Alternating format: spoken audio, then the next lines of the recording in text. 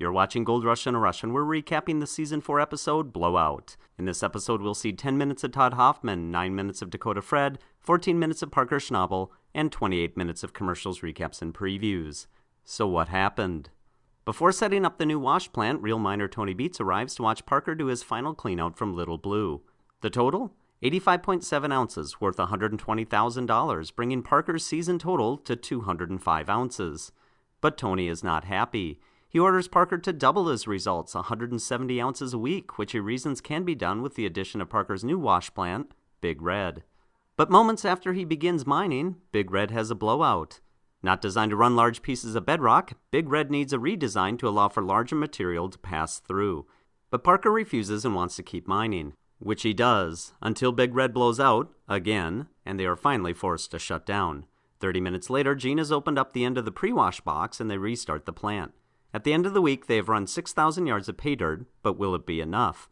Real Miner Tony Beats arrives to see the cleanout. 84.15 ounces. Real Miner Tony Beats storms away, telling Parker he better do better or stop wasting his time. 8 weeks into the season, Dakota Fred has only found 31 ounces of gold. He needs to average 25 ounces a week to meet his goal for the season. After 12 hours of running, they shut down the D-Rocker and check their sluice. Though they need to find 4 ounces of gold a day, their cleanout only has 2. Fred discovers the holding pond has dried up and filled with mud, and the dirty water is washing their gold away. To refill it with fresh water, Dustin has Melody move their pump hose to the intake pond, but to do so, she must drive the excavator along the narrow ledge at the top of their pit, nearly falling off. Sensing disaster, Fred takes control. He moves the hose from the bottom of the pit into their holding pond and turns on the water.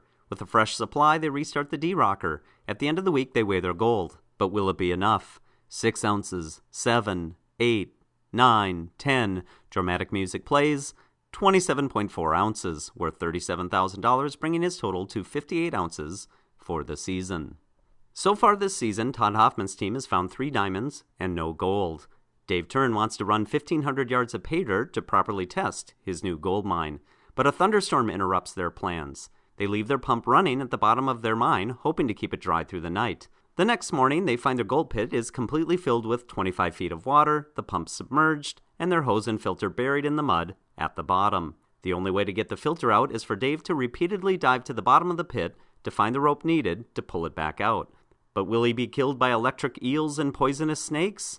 No, but he is unable to pull up the filter, so they use the excavator to pull a chain which pulls up the hose and saves the filter.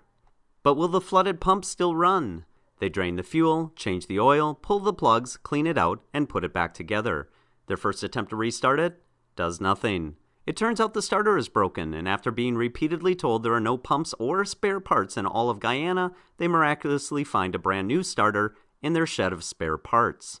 Once installed, the pump is started, the gold pit is drained, and they resume mining. Best lines. Welcome to our clown show. Team Dakota needs to get into high gear. Big Red has had a blowout. Are we really going to mine, or are we just going to screw around?